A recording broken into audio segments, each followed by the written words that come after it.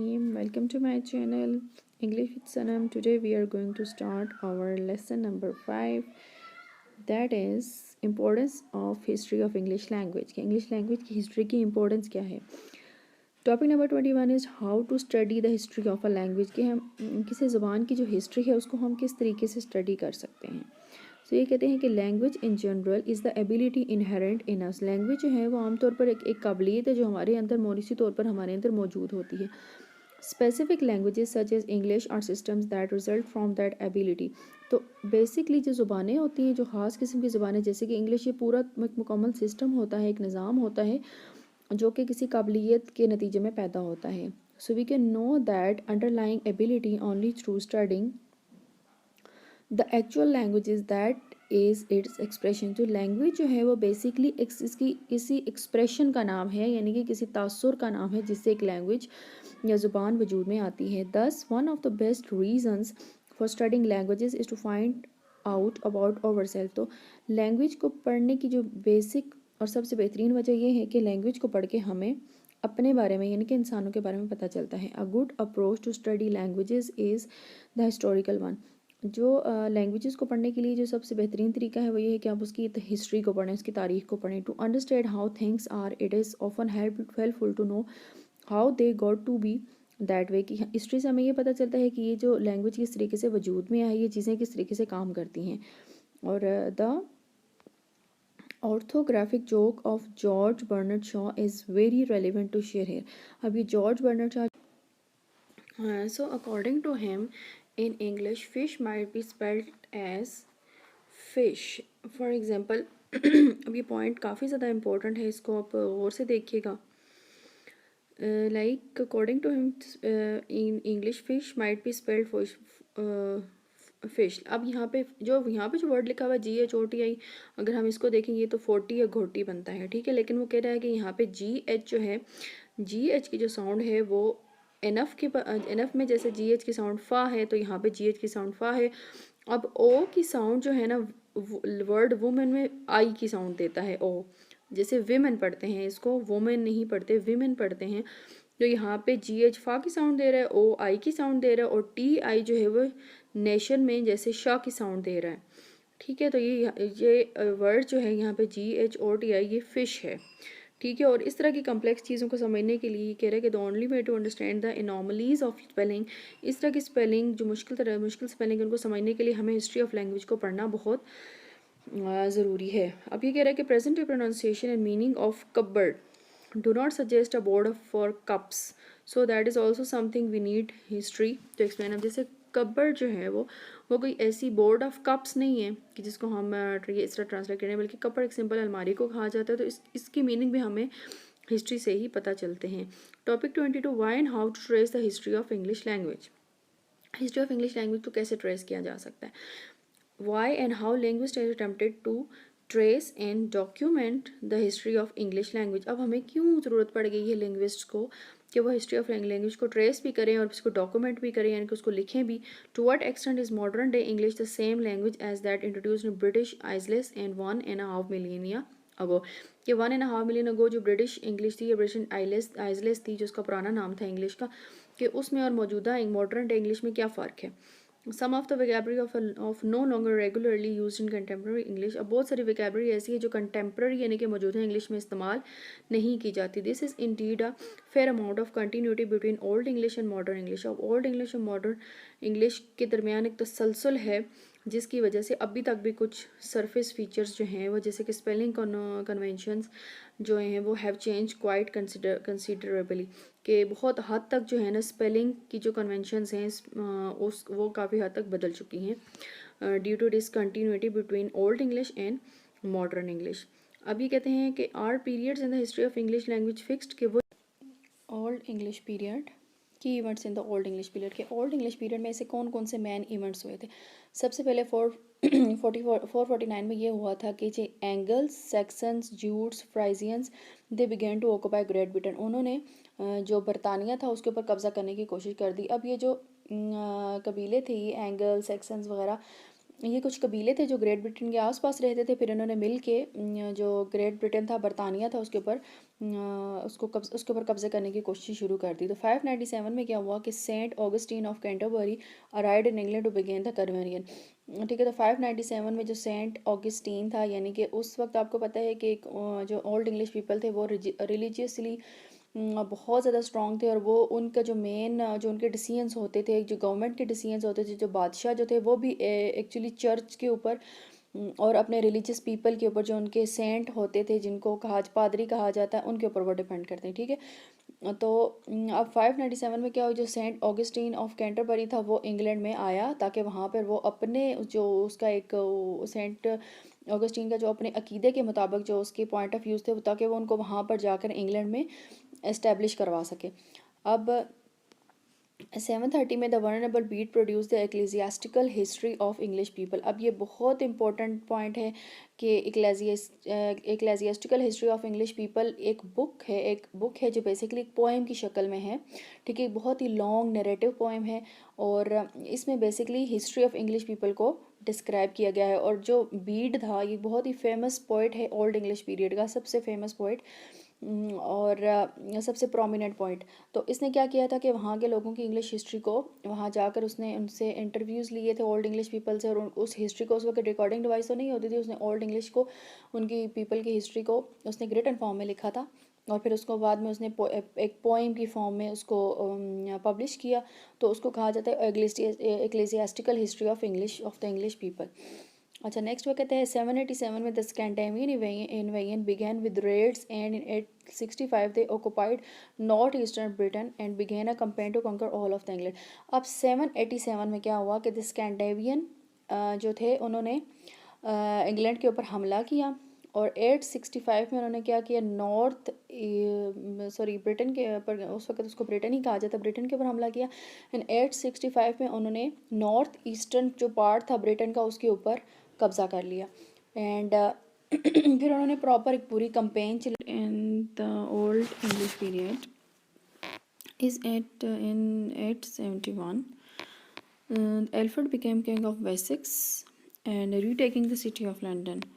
So Alfred the great जो था वो एक किंग ऑफ वेसेक्स था। उसने बेसिकली जो एल्फ्रेड द ग्रेट था उसके इंसेस्टर्स से ना ब्रिटेन के ऊपर हमला करके उसको छीना गया था। तो 871 में जब दोबारा से किंग ऑफ वेसेक्स था ना, तो उसने रीटेकिंग द सिटी ऑफ लंदन, तो सबसे पहले ये काम किया कि उसने लंदन सिटी को उनसे वापस लिया, and securing the kingship of all England for himself and successors. उसने ये चीज़ मेक श्योर की, सिक्योर की अपनी बादशाहत को और अपनी आने वाली नस्लों की बादशाहत को, एंड प्रोड्यूसिंग और sponsoring the translation of Latin works into English. क्योंकि वेसेक्स में जो है वो एक जो लैंग्वेज बोली जाती थी वो लैटिन थी, और जब ये वापस इसने सिटी ऑफ लंदन को रीटेक किया, उसको वापस अपने कब्जे में लिया, तो उसने क्या किया कि जो लैटिन लिटरेचर था उसको इंग्लिश में ट्रांसलेट करना शुरू कर दिया, तो करवाना शुरू कर दिया। इन 991 में the English war defeated at the battle of Meldon. तो 991 में एक बैटल होती है जिसको बैटल ऑफ मेल्टन के नाम से पुकारा गया है, तो उसमें जो इंग्लिश थे वो उनको डिफीट हो जाती है। And 1000 the manuscript of the Old English epic Beowulf was written about this time. अब ब्यूवुल्फ जो है वो एक ऐसे राइटर की पोएम थी जो कि एनोनिमस था, यानी कि वो बिल्कुल अननोन था, उसको कोई नहीं जानता था, और लेकिन उसकी जो पोएम थी एक बहुत ही लॉन्ग नैरेटिव पोएम थी ब्यूवुल्फ, और 1000 में उसके मैन्युस्क्रिप्ट को बाकायदा तौर पे लिखा गया। बिकॉज उसको लिखा इसलिए गया कि जो ब्यूवुल्फ थी वो एक ओरल पोएम थी, ओरल एपिक थी। ठीक है, वो उसको लोग नस्ल दर नस्ल को ज़ुबानी तौर पे वो सुनाते आए थे, लेकिन 1000 में पहली मरतबा उसको जो है ना रिटन फॉर्म में प्रिजर्व किया गया। अब 1016 में Canute become king of England. Canute जो था वो किंग ऑफ इंग्लैंड बन गया, establishing a Danish dynasty in British. वो क्योंकि डैनिश से बिलोंग करता था, तो डैनिश यानी कि डेनमार्क जो जहाँ पर सिटी है वहाँ से ये बिलोंग करता था, डैनिश से। तो उसने फिर एक न्यू जो है ना डैनिश डायनेस्टी बरतानिया में आके इंट्रोड्यूस करवाई। डैनिश बादशाहत हम इसको कह सकते हैं। ठीक है, उसने बरतानिया में आके उसको इंट्रोड्यूस करवाया और उसको कायम किया। Then 1042 the Danish dynasty ended with the death of king Handy Canute, यानी कि कैन्यूट ही का आगे इंसेस्टर था हार्डी कैन्यूट। तो हार्डी कैन्यूट के मरने जो ही 1042 में इसकी डेथ होती है और डेनिश डायनेस्टी वहाँ पे, और देन उसके बाद Edward the Confessor became king of England. तो उसके बाद एडवर्ड द कन्फेसर जो है वो किंग ऑफ इंग्लैंड बन जाता है। इन 1066 एडवर्ड द कन्फेसर डाइड। 1066 में एडवर्ड द कन्फेसर उसकी भी डेथ हो जाती है and was succeeded by Harold last of the Anglo Saxon king. Anglo Saxons दो कबीले थे और ये दोनों कबीले ने मिलकर ये इन्होंने इंग्लैंड बरतानिया में ये दाखिल हुए थे, तो उन्होंने बरतानिया के ऊपर कब्ज़ा किया था। तो उनका जो एडवर्ड द कन्फेसर था वो इनका लास्ट किंग था। सॉरी, एडवर्ड द कन्फेसर जो था वो डेनिश डायनेस्टी का लास्ट किंग था, और हेरोल्ड उसके बाद जो उसने तख्त व ताज को अपने कब्ज़े में लिया, और हेरोल्ड जो था वो एंग्लो सैक्सन जो ट्राइब्स थे उनका लास्ट किंग था। और who died at the battle of Hastings, और बैटल ऑफ हेस्टिंग्स हुई थी इन 1066 में, और जिसमें जो ये एंग्लो सैक्सन ट्राइब्स थे इनको शिकस्त हो गई थी while fighting against the invading army of William Duke of Normandy. यानी कि 1066 में जो ड्यूक ऑफ नॉर्मैंडे था, ठीक है, उसका नाम था विलियम, उसको भी विलियम द ग्रेट कहा जाता है। तो वो ड्यूक ऑफ नॉर्मैंडे था, उसने अटैक किया था ब्रिटेन के ऊपर, और उस वहाँ पर एंग्लो सैक्सन ट्राइब्स का जो लास्ट सक्सेसर था हेरोल्ड, उस वक्त वहाँ पे उसकी बादशाह थी, और जो विलियम द ग्रेट था नॉर्मैंडी का, उसने हेरोल्ड को डिफीट किया था इन 1066 में in the battle of Hasting में। And then he was the crowned king of England on December 25 1066 December 25 में जो विलियम ड्यूक ऑफ नॉर्मैंडी जो था वो इंग्लैंड का बाकायदा तौर पर किंग बन गया।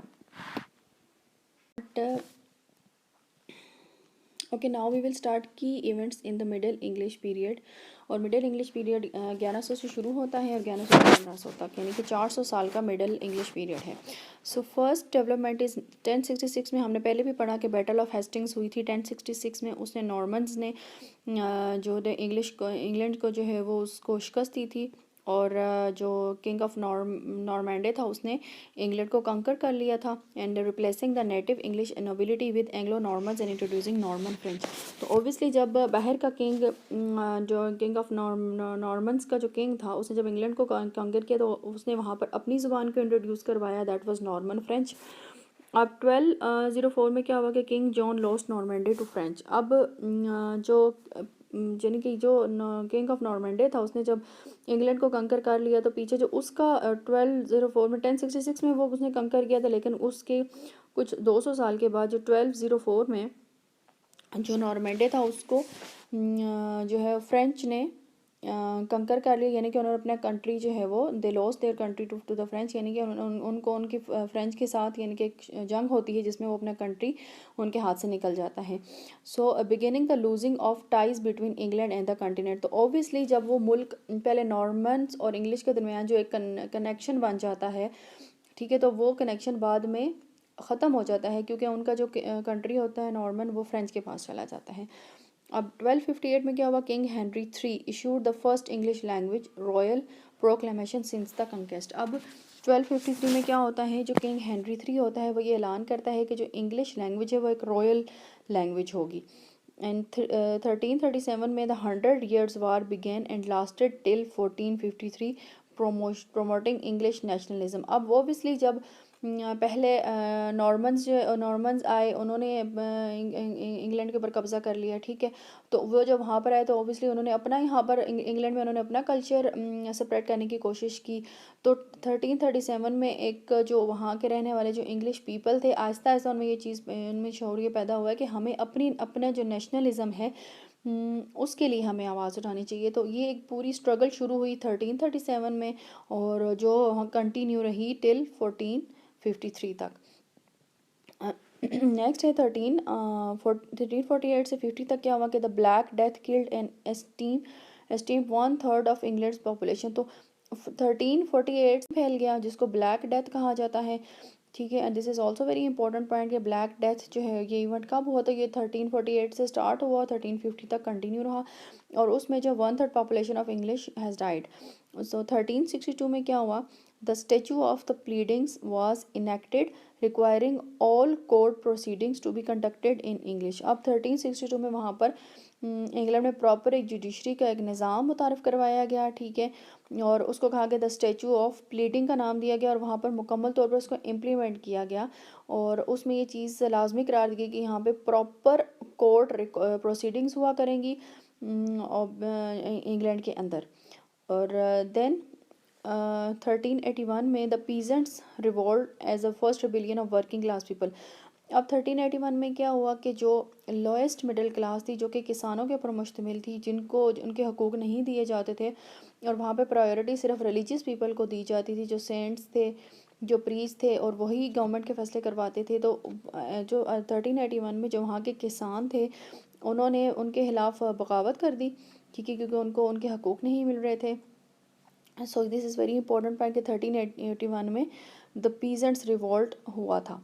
और अब 1400 में जॉफ्री चौसर जो कि बहुत ही फेमस पोइट था मिडल इंग्लिश पीरियड का और बहुत ही अच्छा एक सरकाज़ यानी कि तंज़ो मज़ाह लिखने वाला इन the history of English literature, और उसकी कैंटरबरी टेल्स उसकी बहुत ज़्यादा फेमस पोएम है और बहुत लंबी डिफरेंट चैप्टर्स के ऊपर मुश्तमिल है और बहुत इंटरेस्टिंग भी है। तो 1400 में जॉफ्री चौसर उसकी डेथ हो जाती है, having produce a highly influential body of English poetry. English poetry में उसने बहुत ही खूबसूरत पोइम्स लिखी हैं।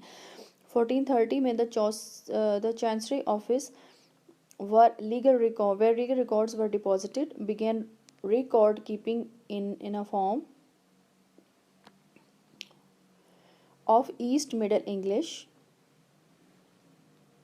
which became the written standard of English। अच्छा 1430 में क्या हुआ कि एक चांसरी ऑफिस बनाया गया। अब चांसरी ऑफिस का ये काम था कि वहाँ पर जो कानूनी रिकॉर्ड जो हो ना उसको महफूज तरीके से उसको वहाँ पर रखा जाए और उस कानूनी रिकॉर्ड को मिडिल इंग्लिश में लिखा जाए, यानी कि sorry east middle and English में लिखा जाए, बेसिकली मिडिल इंग्लिश ही थी, which became the written standard of English, जो बाद में इंग्लिश का रिटन स्टैंडर्ड बन गई।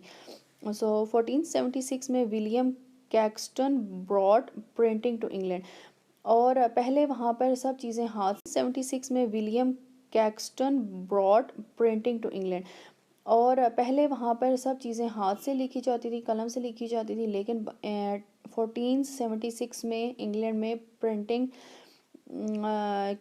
सिस्टम आ गया। इंग्लैंड के अंदर एक बेसिकली प्रिंटिंग मशीन इंट्रोड्यूस करवाई गई और वो किसने करवाई, वो करवाई विलियम कैक्सटन ने। नेक्स्ट है हमारे पास 1497 में John Cabot sail to Nova Scotia या Nova Scotia.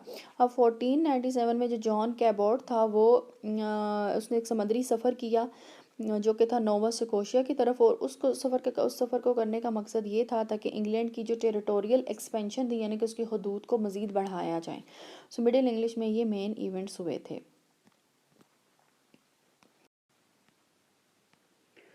Okay, now will start key events in the early modern period के अर्ली मॉडर्न पीरियड में कौन से ऐसे की इवेंट्स हुए थे।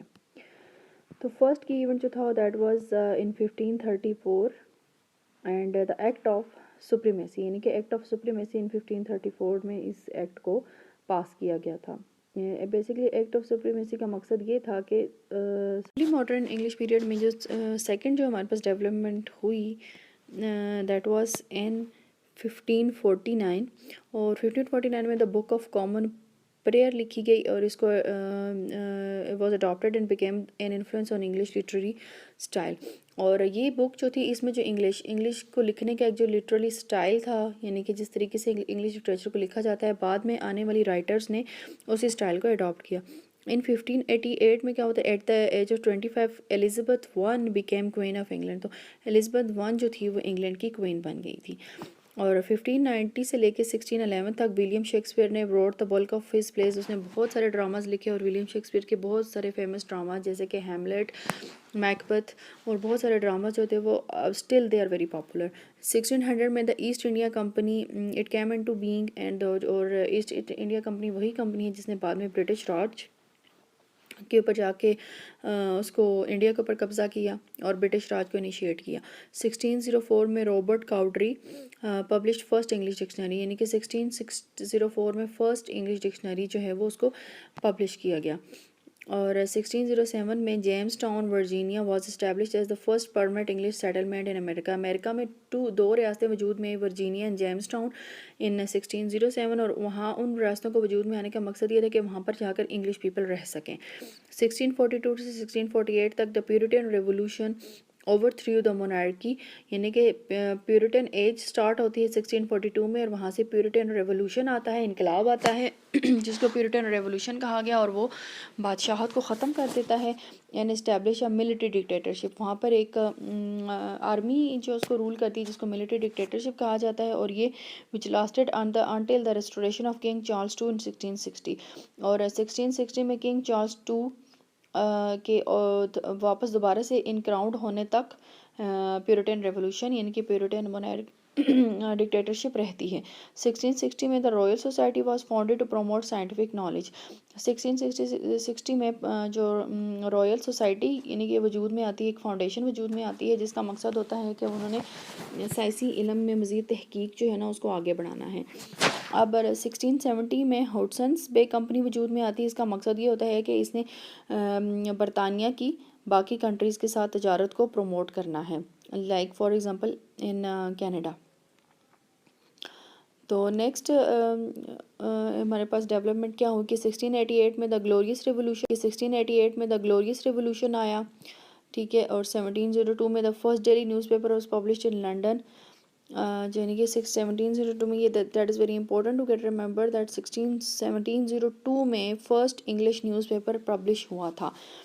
एंड 1719 में Daniel Defoe published Robinson Crusoe which is sometimes identified as a first modern novel in English, यानी कि in the history of English literature जो फर्स्ट मॉडर्न नावल लिखा वो डैनियल डेफो ने लिखा in 1719, and the name of the novel was Robinson cruise.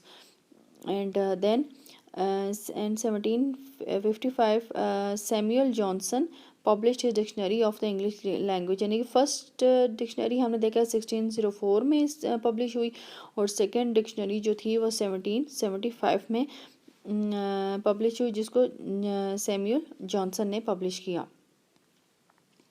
Next 1775 से 83 the American revolution resulted in the foundation of the first independent national English speakers outside the British islands, यानी कि 1775 से लेके 1753 तक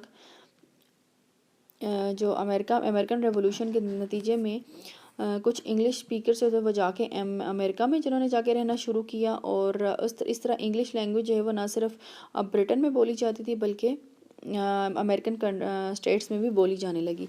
इन 1788 the English first settled Australia near modern Sydney, और 1788 में English people जो हैं they first come out of British and they went to Australia in Sydney which is the capital of Australia. तो वहाँ पर 1788 में जाकर ब्रिटिश इंग्लिश पीपल जो है वहाँ पर जाकर they get settled over there. जो लेट मॉडर्न पीरियड था in the history of English literature, उसके अंदर ऐसे कौन से की इवेंट्स हुए थे, और ये जो लेट मॉडर्न पीरियड है ये स्टार्ट होता है जैसे जो हमने पिछला अर्ली मॉडर्न पीरियड पढ़ा था उसके एंड से स्टार्ट होता है 1800 तक, यानी कि 17th सेंचुरी के कोई एंड से स्टार्ट होकर 1800 तक जाता है, और 1800 से, और ये जो है हमारे पास लेट मॉडर्न पीरियड 1800 से स्टार्ट होकर अभी तक यानी कि मौजूदा टू 2023 तक, this is late modern English period. और लेट मॉडर्न इंग्लिश पीरियड में क्या हुआ था कि जियोग्राफी में एक्सपेंशन हुई थी, यानी कि इंग्लिश जो थे वो उन्होंने ब्रिटन्स जो थे उन्होंने अपनी जियोग्राफी यानी कि बहुत सारे इलाकों में जाके उन्होंने रहना शुरू किया आउटसाइड द ब्रिटेन, और वहाँ पे उनके स्पीकर्स भी इंक्रीज़ हुए, और आज आप देख लें कि इंग्लिश लैंग्वेज जो है वो ऑल ओवर द वर्ल्ड बोली जाती है और काफ़ी फेमस लैंग्वेज है। देन 1805 में battle of Trafalgar and British naval supremacy, यानी कि 1805 में एक बहुत बड़ी जंग होती है जिसको ट्रैफलगर कहा जाता है, बैटल ऑफ ट्रैफलगर कहा जाता है। और जो 1805 में हुई जो ब्रिटिश नेवल थी वो उसमें काफ़ी ज़्यादा डेवलपमेंट हुई, और बरतानिया में बेसिकली ब्रिटिश नेवल सुप्रीमेसी वजूद में आई। Then in 1806 the British occupied Cape Colony in South Africa, और 1806 में जो ब्रिटिशर्स थे उन्होंने अफ्रीका की एक कॉलोनी थी दैट इज़ केप कॉलोनी, उसको उन्होंने उसके ऊपर कब्ज़ा कर लिया। 1828 में नोआ Webster's American dictionary of English language was publish, जो कि बहुत ही फेमस इंग्लिश डिक्शनरी है, जो 1828 में पब्लिश हुई। फर्स्ट इंग्लिश डिक्शनरी जो थी वो 1604 में पब्लिश हुई, और दूसरी जो है वो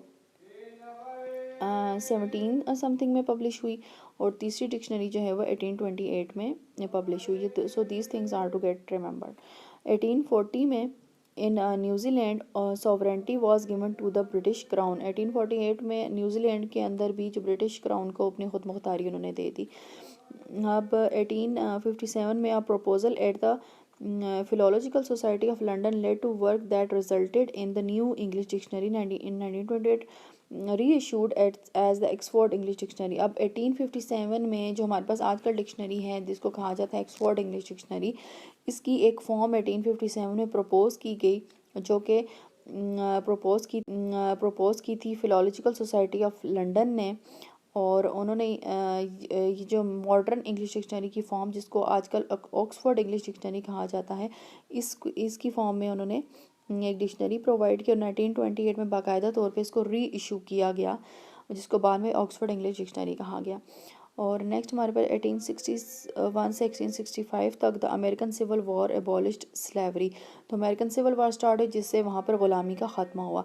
1898 में the 4 month Spanish American war and United States as the world power। यानी there are other development in 1906 the first public radio broadcast was aired। यानी कि 1906 में सबसे पहले जो रेडियो ब्रॉडकास्ट को ऑन एयर किया गया, और इन 1914 से 1908 वर्ल्ड वॉर 1 स्टार्ट हो गई, and 1922 the British broadcasting company was establish. 1922 में ब्रिटिश ब्रॉडकास्ट कंपनी वजूद में, वहाँ से टेलीविज़न वजूद में आया। और then 1927 the first motion picture with spoken dialogue the Jazz Singer was released. यानी कि 1927 में एक फ़र्स्ट मोशन पिक्चर, यानी कि जिसको बाद में टेलीविज़न की फॉर्म में डेवलप किया गया, वो स्पोकन डायलॉग के साथ वजूद में आई। और जो फर्स्ट मोशन पिक्चर थी with spoken dialogue, it was named as Jazz Singer. In 1936 the first high definition television service was established by the BBC। यानी कि जो बरतानिया का जो एक नेशनल टीवी चैनल है BBC, वो 1936 में उसकी first high definition television service जो है वो इस्टेब्लिश हुई। इन 1939 to 45 वर्ल्ड वॉर 2 स्टार्ट हो जाती है, वो वर्ल्ड वॉर 2 कंटिन्यू रहती है, स्टार्ट होती है 1939 में, इट कंटिन्यू टू 1945।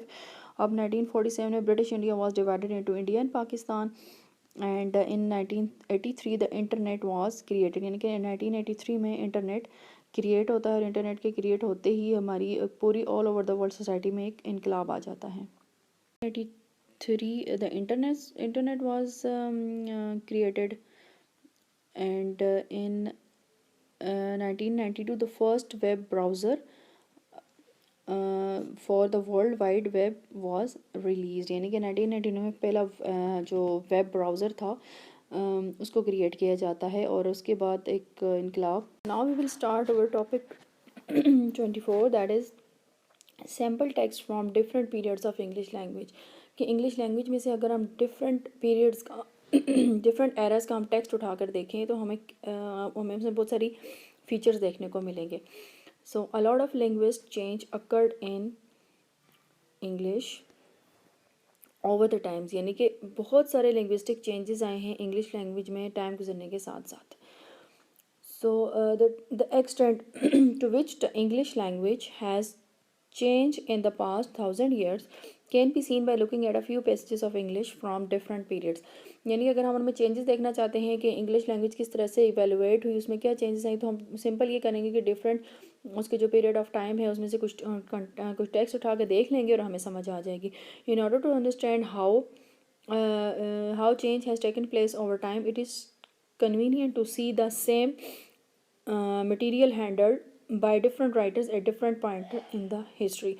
यानी कि मुख्तलिफ राइटर जो with the passage of time English language में आते गए, उन्होंने उस लिटरेचर को डिफरेंट तरीके से हैंडल किया, और जब हम उसको स्टडी करेंगे तो हमारे लिए आसानी हो जाएगी कि हमने इस चेंज को किस तरीके से आइडेंटिफाई करना है। So in this session a short passage from the Bible is taken as a sample text, यानी कि बाइबल से लिया गया है एक text. It is then examined as how it has been translated into English at different times, और हम ये देखेंगे कि डिफरेंट पीरियड ऑफ टाइम में बाइबल के इस टेक्स्ट को कैसे ट्रांसलेट किया गया। In fact the passages from chapter 15 of the gospel, यानी कि बाइबल के डिफरेंट चैप्टर्स हैं, सॉरी बाइबल के डिफरेंट आगे बुक्स हैं, जिसमें गॉस्पेल एक बुक है और उसका जो चैप्टर नंबर 15 है उसका ये टेक्स्ट लिया गया है। The first variant that is taken is from a time 20th century translation, सबसे पहले इसकी ट्रांसलेशन 20th सेंचुरी में की गई, वहाँ से एक पैराग्राफ लिया गया है। The new English Bible published in 1961, और जो कि न्यू इंग्लिश बाइबल का एक पार्ट है जो 1961 में पब्लिश हुई। Then the same passage is examined as it appeared in the famous King James Bible of the year 1611। फिर 1611 में इसी पैराग्राफ को एग्जामिन किया गया था back in the era of king James, और उस वक्त उसने जो बाइबल पब्लिश करवाई थी, ठीक है, उस वक्त वहाँ से एक टेक्स्ट लिया गया था और उस टेक्स्ट को एग्जामिन किया गया। देन ये बताता है हमें thirdly the same passage is taken as it is rendered by John Wycliffe, the first person to translate the entire Bible into English. That is also very important कि वो कौन सा पर्सन था जिसने बाइबल को फर्स्ट टाइम पूरी complete Bible को translate किया, तो ही वॉज जॉन वाइक्लिफ, और ये फर्स्ट पर्सन था जिसने पूरी एंटायर बाइबल को इनटू इंग्लिश लैंग्वेज ट्रांसलेट किया था।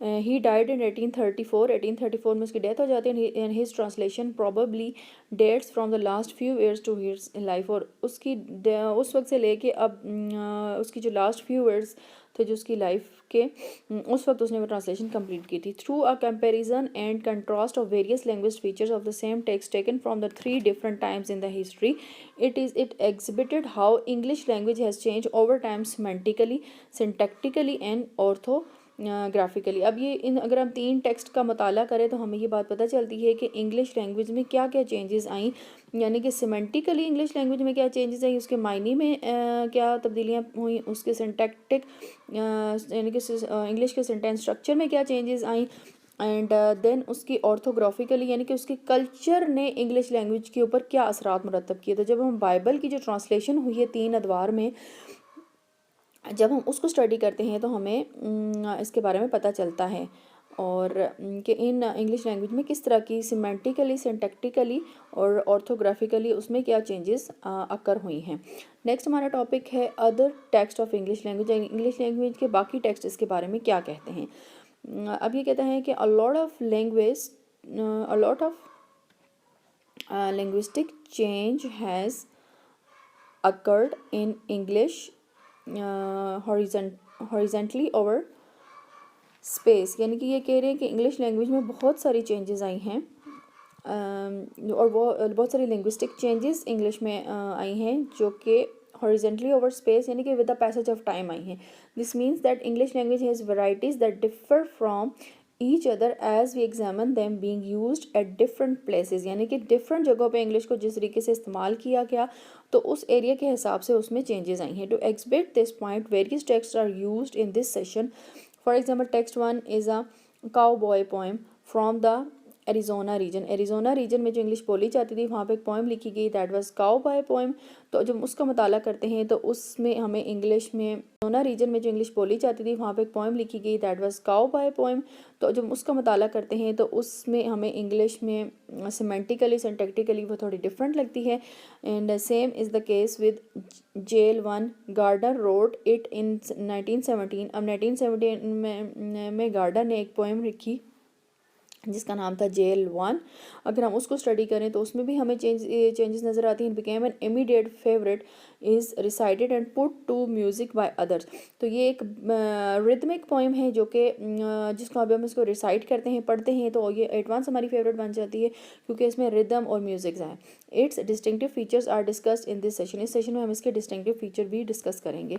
This is a story of two cowboys who run into the devil on their way home from a bar। यानी कि एक स्टोरी है दो काउ बॉयज़ की जो अपने घर से वापस आते हुए एक शैतान के रास्ते में से वो गुज़र जाते हैं। मतलब उनके घर के वापस आने का जो रास्ता होता है तो एक्सीडेंटली वो क्या करते हैं कि उनके घर के रास्ते के दरमियान में शैतान के घर का कोई रास्ता होता है तो बाई चांस वहाँ से गुजर जाते हैं। We find it almost all intelligible although there are one or two dialect words. We find it अच्छा, ये स्टोरी जो है हमें काफ़ी सारी इन्फॉर्मेशन इसमें मिलती हैं और इस स्टोरी को पढ़ के हमें लगता है ऑफ टू बॉयज़, ये दो बॉयज़ की स्टोरी है who run into the devil on their way home from a bar. यानी कि ये दो काउ बॉयज़ यानी कि दो आम से लड़कों, गाँव में रहने वाले लड़कों की स्टोरी होती है।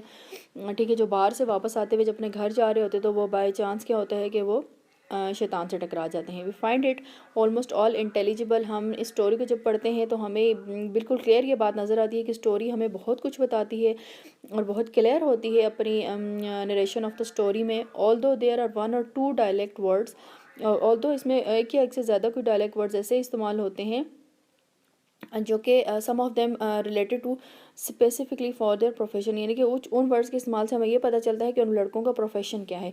Which might be a little obscure, जो कि बिल्कुल लेकिन जो कि एम्बिगुअस सी स्टेटमेंट्स हैं, लेकिन वो डायलेक्ट्स के जो वर्ड यूज़ किए गए हमें ये बताते हैं कि उनके प्रोफेशन के बारे में, उनके प्रोफेशंस के नाम हैं जो कि आउटवर्डली अगर हम देखा जाए तो बहुत ऑब्सक्योर हैं, यानी कि ना समझ आने वाले हैं, एम्बिगुअस हैं। The second text used in this session to elaborate the points under discussion is a poem by Robert Allen Jamieson, who was born in 1958 in the crofting community of Sandnes on Shetland। अब दूसरा जो text इन्होंने लिया गया है वो एक writer है रॉबर्ट एलन जेमिसन। अब रॉबर्ट एलन जेमिसन जो है वो एक राइटर है जो कि 1958 में पैदा हुआ और उसकी ये पोएम है जिससे ये नया टेक्स्ट, दूसरा टेक्स्ट जो लिया गया उसकी जो पोएम का जो नाम है वो आगे चल के इन्होंने हमें बताया है। उसकी पोएम का नाम है walk with the translation the difficult and messy, और जिसकी ट्रांसलेशन ये बनती है कि the difficult and messy business of living. यानी कि ज़िंदा रहने के लिए एक बहुत ही मुश्किल और गंदा